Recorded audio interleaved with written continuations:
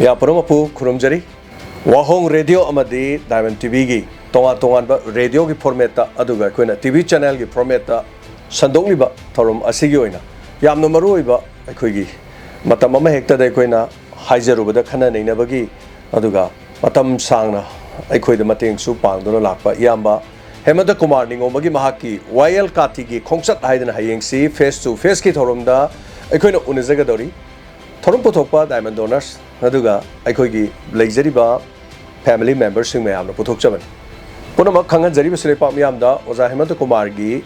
Wayel Kati gi Khongchat asida akhoi oza Hemanta Kumar ga unazar ga wari sana bana han makai na khoi sanar sina lebak ki issue sing da khana nei na bane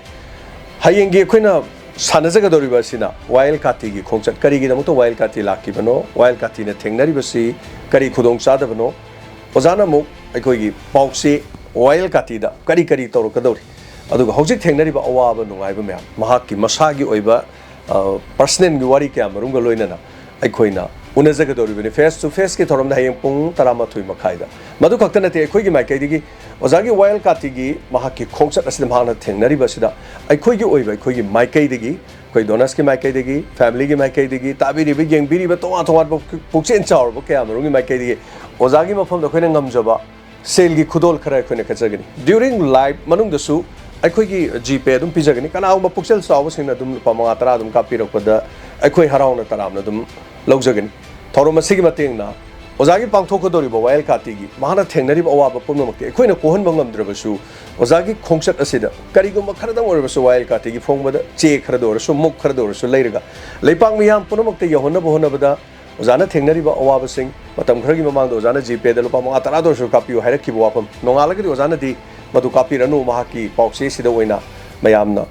pabiu haibna chingba wapam hairaga di tension kre adu bo akhoi na matam tu da lepsa ki bedu ngasi amuk thabakta onthokna na bahona jaribani maramasina hayeng akhoi na tang 18 August ki ayuk ki pung